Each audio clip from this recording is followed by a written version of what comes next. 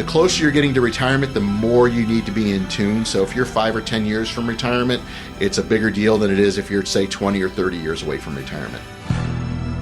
Hello, this is Mark Silverman, managing member and founder of Silverman & Associates, and I'm also a certified financial planner professional.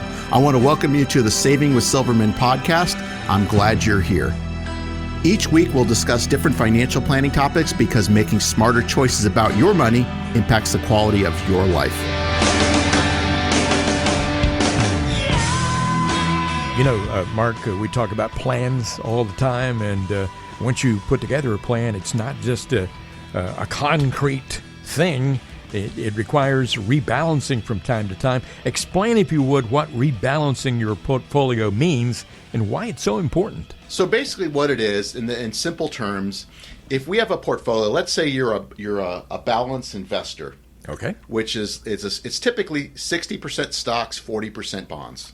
And that could be used, you can use individual stocks and bonds, mutual funds, ETFs, etc. But let's just say you have a 60% stock and 40% bond portfolio. Okay. So after a year's time, one's going to do better than the other. Typically, stocks do better than bonds, but not always.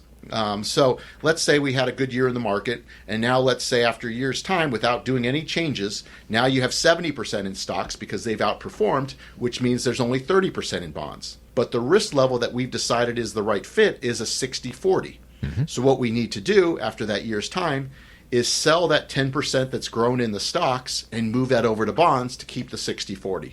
In simple terms, that's rebalancing. Yeah.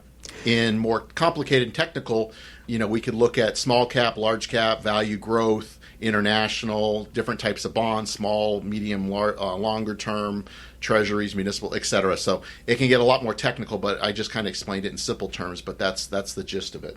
And the average person is not going to know all that and not going to know when to do it, but how often should you rebalance it, and how do you know when you need to do it? I'd say at a minimum, you should do it once a year. But with all the volatility and that we've seen over the last couple of years, which is probably not going to go anywhere with the access to trading people have, I think volatility is going to be here to stay. With our clients, we do it on a consistent basis. We don't have a set schedule. We do it whenever it needs to be done, whenever things kind of get out of whack, or if we've had a huge up or huge down day, we'll do it. But I think if you're doing it yourselves, you should be doing it at least once a year. Obviously, if you do it every quarter or twice a year, that's better. But I think at a minimum, once a year is probably the least amount that you should be doing it. Okay, is rebalancing different when you're younger compared to when you're older and getting closer and closer to retirement? Not necessarily, but I do think that if you're younger, you probably have more in equities. So if things get out of whack, you're not as susceptible to having issues versus somebody who's older and getting closer to retirement. If that is creeping up, like in the example that we use, where now you have 70% in stocks, and let's say the market drops 50%, now you've lost half of that money in there, where you would have lost a lot less had you rebalanced. So the closer you're getting to retirement, the more you need to be in tune. So if you're 5 or 10 years from retirement, it's a bigger deal than it is if you're, say, 20 or 30 years away from retirement. Well, the question that just popped into my mind, and I'm sure a lot of other people may be thinking the same thing, are there any investment vehicles out there that rebalance automatically? Not necessarily. I mean, if you're in a mutual fund, it's typically going to be a fund, unless it's a target date fund, which has a mixture of those. It's going to kind of rebalance automatically. I'm not a huge fan of those, but I think they're fine for people just starting off. So if you have a couple $1,000s invested, I think that makes sense. Once you start to get, $10,000 or so in your account, I think you're better off building your own portfolio with funds, because you do pay extra to have the convenience of having one fund. Mm-hmm. And you don't really have a lot of customization. It is what it is. So I bet that's pretty much the only way it's going to get rebalanced. If you're buying individual stocks and bonds, etc., obviously no. If you're buying, individual mutual funds and individual ETFs, obviously they're not going to rebalance for you. We're talking about rebalancing your portfolio right now on Saving with Silverman. And Mark, I know you've been doing this for a long time. Silverman & Associates has been around for a long time. For the folks who may be joining us for maybe the first time, how long have you been doing what you do? Great question. I started in college. Mm-hmm. Graduated college in 94, but I interned at a firm in the early 90s.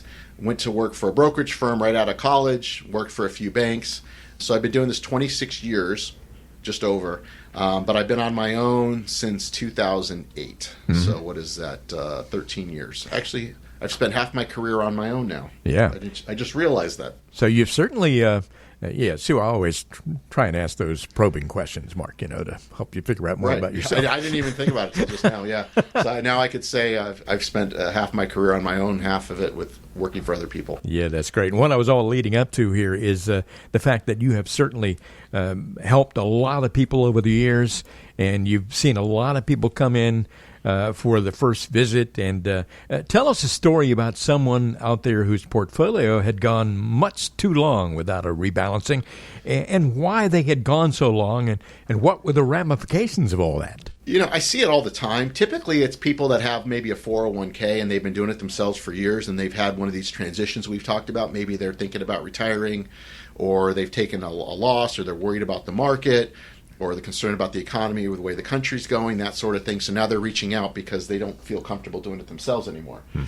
So with that being said, I've seen situations where somebody will come in with a 401k, and I'll look at the allocation. I'll do their risk tolerance and understand what the risk is, and then we'll look at a model portfolio of what it should be, the mixture should be, and look at theirs, and it's totally out of whack.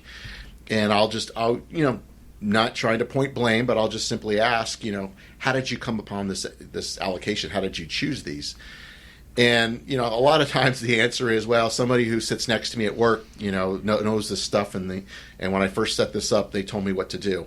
And they haven't changed it since. So it's not even the same mixture of when they started, because they've never rebalanced.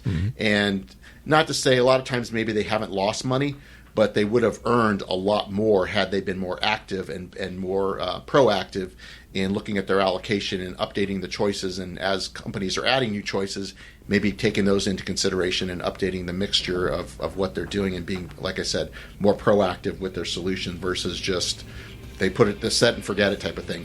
It's not always a good way to go. You've been listening to the Saving with Silverman podcast. If you have any questions at all about your financial situation, please give Mark Silverman a call.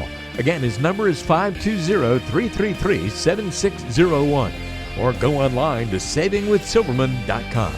For Mark Silverman, I'm Ron Stutz. We'll see you next time on the Saving with Silverman podcast.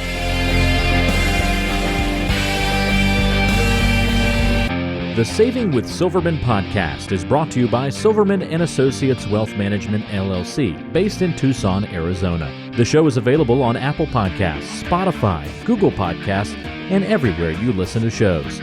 Subscribe to the show on your favorite app today and never miss an episode. Just search for Saving with Silverman to find us, or visit savingwithsilverman.com to listen to past episodes, to contact Mark, and to learn more about how to make smarter decisions with your money. Did you know that Mark Silverman also has a radio show? Tune in to Saving with Silverman Saturdays and Sundays at 3 p.m. on AM 790 KNST.